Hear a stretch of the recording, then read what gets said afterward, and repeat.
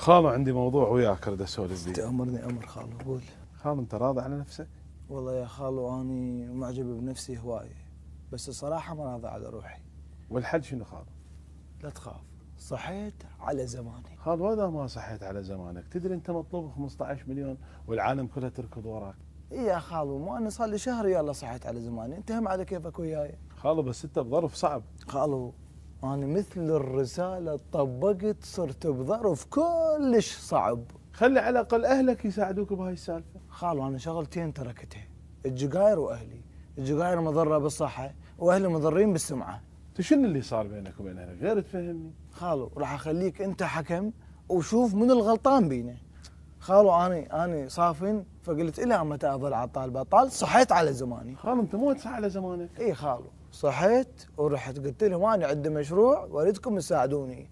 طم بخ قنعتهم، طم بخ شوفتهم المطعم، طم بخ اخذت الفلوس منهم. طم بخ فتحت المطعم. يا سفري خالو ثاني يوم لاوروبا واخذت فلوس اهلك. طفرت بيهم. من المذنب بشرفك؟ لا والله عمي هم المذنبين، هم المذنبين اللي ربوا عار مثلك.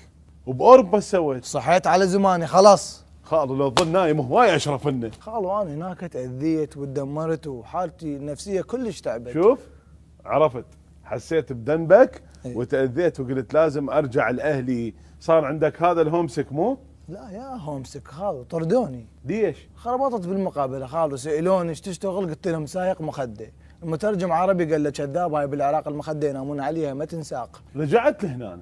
رجعت لهنا ما عندي احد، اهلي طارديني، انت مو دائما تستقبلني تجيها قدامك. الله يخليك. اي خالو، فانا سويت هنا عندي حبيبتي 4 سنوات احبها. الله. بس خالو انا قلبي كان يلعب من عندها، طبعا تركتها وسافرت. اي فسويت خليها صديقي صادقها، يعني حتى اختبرها. وصار؟ الحمد لله والشكر، نجحت بالاختبار وكل شيء تمام. سوت؟ تزوجوا. منو؟ هي وصديقي. وانت ايش بيك فرحان؟ فرحان لان صحيت على زماني. على ابو زمانك لا ابو حتى ساعة السوداء. وانت سويت وراها؟ انتقمت من عندها خالي، ابن اختك هالمعرس. عافية. انتقمت منها، صادقت اختها اللي كانت مصادقه صديقي. اللي تزوجها. اللي تزوجها. خالو هذا مسلسل مكسيكي. لو عندنا وقت اسولف لك على اختهم الثالثه اللي زوجت بنت عمه امها، اللي هي صارت خاله بنت عمتها. وين المشكلة؟ خالو احنا مو انخطبنا، هي قبل غيرت الفيسبوك مالتها سمتها حبيبه اموري.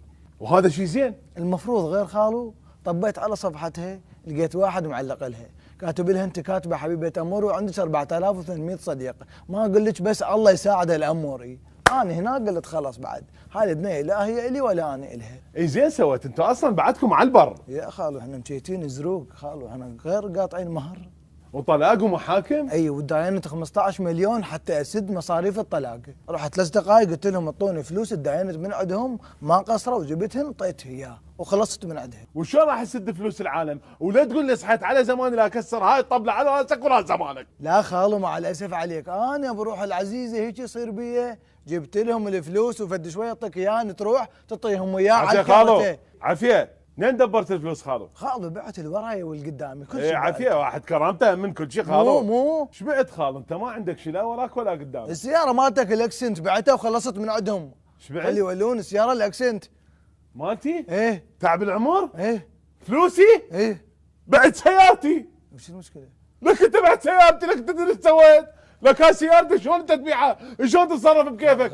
لك والله العظيم هسه راح اجيب لك الشرطه. خالو اكو واحد يجيب الشرطه على ابن اختك. اي انا اجيب الشرطه. ليش خالو ليش؟ لان انا سعيت على زماني.